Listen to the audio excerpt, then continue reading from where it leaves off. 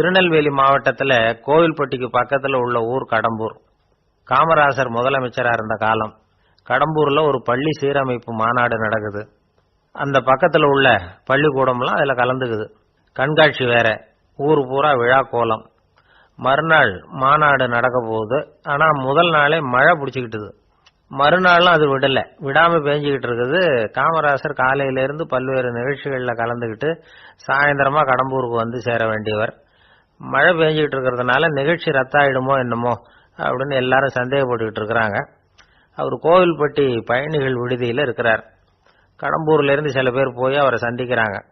மழை பெஞ்சிக்கிட்டு இருக்குதே, என்ன செய்யலாம் அப்படின்னு கேட்குறாங்க.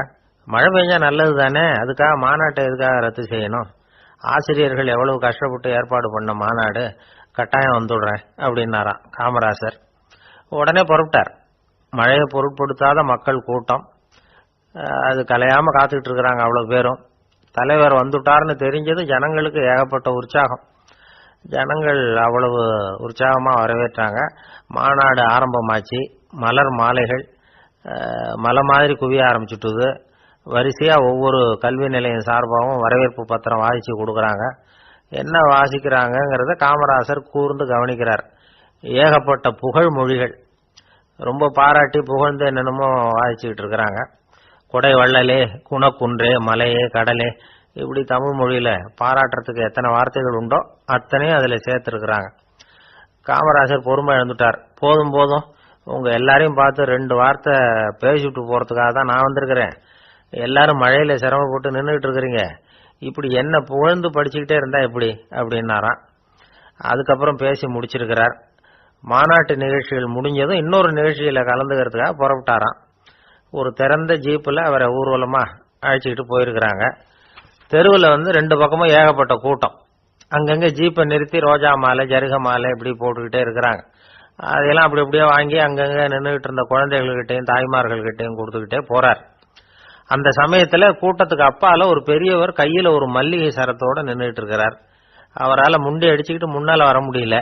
காமராசர் இதை கவனிக்கிறார். அவ்வளவுதான், உடனே நிறுத்தப்பா வண்டிய அப்படிங்கிறார். ஜீப்பு நிற்கிது. டிரைவரை பார்த்து, அதோ பார், அங்க ஒருத்தர் நிக்கிறார் பார், அவர் இங்க அழைச்சிட்டு வா அப்படின்னாராம். கூட்டம் வழி விடுது. அந்த பெரியவரை கிட்டத்தில் அழைச்சிட்டு வர்றாங்க. காமராசர் அவரை பார்த்து, வாங்க வாங்க, நல்லா இருக்கீங்களா அப்படின்னு சத்தம் போட்டு உற்சாகமா விசாரிக்கிறாராம். பெரியவர் கண்களில் கண்ணீர், பேச்சு வரல. மல்லிகை சரத்தை அவருக்கு போடுறார். கொஞ்ச நேரம் அவர்கிட்ட பொறுமையா பேசிக்கிட்டு இருந்துட்டு அவரை அனுப்பி வைக்கிறார் காமராசர். பெரியவர் போனதுக்கு அப்புறம் காமராசர் பக்கத்தில் இருந்தவங்க கிட்ட சொல்றார் அந்த பெரியவரை பத்தி.